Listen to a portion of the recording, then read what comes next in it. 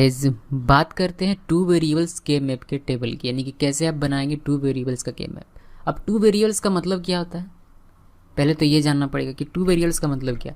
देखिए, two variables का मतलब ये होता है के मैप आप कब बनाएंगे। के मैप आप तब बनाएंगे जब आपको कोई बूलियन एल्जेब्रा दिया रहे या फिर कोई बूलियन एक्सप्रेशन दिया हुआ रहे, उसको सिंप्लीफाई करने के लिए कहा जाए। तो उस एक्सप्रेशन में टू वेरिएबल होगा। जैसे कि एग्जाम्पल के तौर पर अगर देखें, जैसे कि एक फंक्शन है, ये इस फंक्शन को ही हम लोग एक्सप्रेशन कहते हैं, ठीक ना। तो उसमें कंफ्यूज नहीं होना, कभी मैं अगर बूलियन फंक्शन कहूँ फिर बूलियन एक्सप्रेशन कहूँ। तो मान लीजिए कि एक फंक्शन है जिसमें कि ए बी प्लस आपका बी कॉम्प्लीमेंट ए, इस तरह का कोई आपको एक्सप्रेशन दिया रहा। तो इसमें क्या, इसमें देखिए टू वेरिएबल है, वेरिएबल नंबर 1 वेरिएबल नंबर 2, ये दो वेरिएबल है। ये कॉम्प्लीमेंट में हो तो भी सेम काउंट किया जाएगा, यानी कि ए जैसे कि बी और बी कॉम्प्लीमेंट, ये दो अलग अलग नहीं माने जाएंगे, ये सेम वेरिएबल माने जाएंगे। तो यहाँ ये दो वेरिएबल है। तो इस तरह का जब आपका रहता है तब आप कैसे, यहाँ आप दो टर्म को दो वेरिएबल नहीं समझना, ठीक है। यहाँ जो लिखा जाता है, जैसे कि अगर यहाँ अगर इस तरीके से भी हो तो भी ये दो वेरिएबल ही कहलाएगा, ये ए और बी, ठीक है। तो जब इस तरीके का आपका एक्सप्रेशन रहता है, जब इस तरीके का आपका बूलियन फंक्शन रहता है, तो उस केस में आपको टू वेरिएबल का टेबल बनाने की आवश्यकता पड़ती है। अब टू वेरिएबल का टेबल बनाते हैं कैसे, ये फर्स्ट स्टेप है हमारा के मैप के थ्रू किसी भी बूलियन एक्सप्रेशन को सिंप्लीफाई करने का। सो टू वेरिएबल का के मैप बनाने के लिए आपको इस तरीके का एक टेबल बनाना पड़ेगा। हम लोग कैसे पता लगाएंगे कि किसमें कितना कॉलम और कितना रो होना चाहिए। देखिए, इसको कॉलम और रो की वजह इसको सेल कहा जाता है। ये पहला सेल हो गया, दूसरा सेल है, तीसरा सेल, ये चौथा सेल, ठीक है। तो हम लोग इसमें सेल का पता लगाते हैं। कैसे पता लगाते हैं, सेल का पता लगाने के लिए एक फॉर्मूला है हमारे पास 2n, जिसमें n क्या है, नंबर ऑफ वेरिएबल है। तो इसमें नंबर ऑफ वेरिएबल कितने हैं, 2 है, तो 2 हो गया, और यहाँ आपका आ जाएगा 4। चूँकि यहाँ आपका 4 आया, इसीलिए हम लोग कह सकते हैं कि टू वेरिएबल्स के मैप का टेबल बनाने के लिए आपको 4 सेल की आवश्यकता पड़ेगी। जैसा कि हम यहाँ देख पाएंगे कि 1 2 3 4 सेल हमारे पास है, ठीक है। टेबल कैसे बनाना है, देखिए इस तरीके से 4 सेल वाला एक टेबल आपको बनाना है। देन यहाँ आपको लिखना है ए और बी, बिकॉज ए और बी हमारे दो वेरिएबल्स हैं, ठीक है।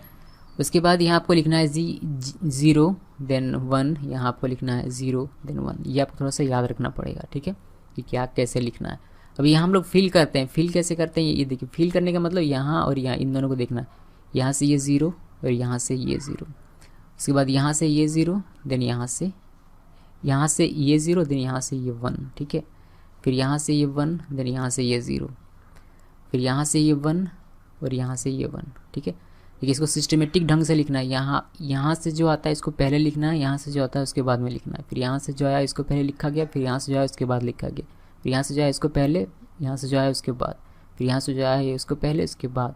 इसको आप फ्लिप नहीं करनी है, आप यहाँ आप 1 0 नहीं लिख सकते, वरना गलत हो जाएगा, ठीक है। सो इस तरीके से आप टू वेरिएबल के लिए के मैप का टेबल बनाते हैं।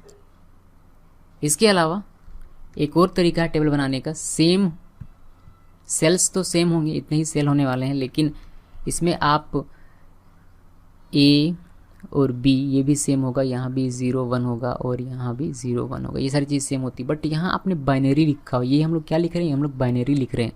तो बाइनरी लिखने के बजाय आप डायरेक्ट यहाँ डेसिमल भी लिख सकते हैं। 0 0 0 का 0 0 बाइनरी में तो डेसिमल में 0 हो जाएगा, 0 1 बाइनरी में तो ये आपका 1 हो जाएगा, देन 1 0 बाइनरी में तो ये आपका 2 हो जाएगा, और 1 1 बाइनरी में तो डेसिमल में ये 3 हो जाएगा। इसका क्या बेनिफिट है और इसका क्या बेनिफिट है, ये सारी चीज़ें हम लोग बाद में डिस्कस करेंगे जब हम लोग प्रैक्टिकल एग्जांपल देखेंगे तब, ठीक है। सो ये दो तरीका है। एक और तरीका हमारे पास अवेलेबल है टेबल को, इसी टेबल को बनाने का, जिसमें कि आप डायरेक्ट एक्सप्रेशन को लिखते हैं, जिससे कि ए बी हो गया। तो यहाँ 0 आपने लिखा हुआ है तो आप यहाँ लिखिए बी कॉम्प्लीमेंट, यहाँ 1 लिखा हुआ है तो यहाँ लिखिए बी। इस तरह यहाँ से यहाँ ए है, देखिए यहाँ बी लिखा हो तो ये पूरा इधर बी है, ये ए लिखा हो तो इधर पूरा ये ए है, ठीक है। तो ए कॉम्प्लीमेंट क्यों, क्योंकि यहाँ 0 था तो ए कॉम्प्लीमेंट, और यहाँ ए, ठीक है। अब इसको फिल कर सकते हैं आप इस तरीके से, ए कॉम्प्लीमेंट बी कॉम्प्लीमेंट, इसके बाद A complement B, then A B complement A B, ठीक है। इस तरीके से फिल कर सकते हैं कि ये तीनों ही टेबल, ये टेबल, ये टेबल और ये टेबल, तीनों ही टेबल 2 वेरिएबल्स के टेबल हैं और तीनों ही इक्वल हैं। तीनों में कोई डिफरेंस आपको देखने को नहीं मिलेगा। आप किसी भी एक टेबल का यूज़ करके इसको सिंप्लीफाई कर सकते हैं, कोई फ़र्क नहीं पड़ता। लेकिन हाँ, कुछ कंडीशन होते हैं जब आप इस टेबल का यूज़ कर सकते हैं और इन दोनों टेबल का यूज़ नहीं कर सकते हैं। कुछ कंडीशन होते हैं जब आप इस टेबल का यूज़ कर सकते हैं, इन दोनों टेबल का यूज़ नहीं कर सकते। कुछ कंडीशन होते हैं जहाँ आप इस टेबल का यूज़ कर सकते हैं लेकिन इन दोनों टेबल का यूज़ नहीं कर सकते। इसीलिए मैंने आपको तीनों टेबल दिखाया जिससे कि आपको तीनों पता रहेगा। तो जब भी जिस चीज़ की रिक्वायरमेंट होगी आप उस टेबल का यूज़ करके अपने एक्सप्रेशन को सिंप्लीफाई कर पाएंगे। सो इस वीडियो में हम लोगों ने सिर्फ इतना देखा कि 2 वेरिएबल्स का जब आपका एक्सप्रेशन रहेगा तो उसका के मैप का टेबल किस तरीके से बनाना, ये पहला स्टेप है हमारा। ठीक है, सो आई होप कि आपको ये समझ में आया होगा। अगर कोई डाउट है तब कमेंट के थ्रू मुझे पूछ सकते हैं। और हाँ, इस वीडियो को लगातार कंटिन्यू देखते रहिए। अभी आने वाले जो वीडियोज़ हैं उनको कंटिन्यू देखते रहिए अगर आपको जानना है कि के मैप के थ्रू कैसे आप किसी एक्सप्रेशन को सिंप्लीफाई कर सकते हैं। बिकॉज सिर्फ एक वीडियो देखने से सबको काम नहीं चलने वाला। मैंने सबको पार्ट बाय पार्ट डिवाइड कर दिया। एक वीडियो में अगर मैं बनाता तो ये कम से कम 1 घंटे का एक पूरा वीडियो बनता। ठीक है, इसलिए मैंने पार्ट बाय पार्ट डिवाइड कर दिया। अभी हम लोग सिर्फ सीखेंगे कि किस तरीके से number of variables, various number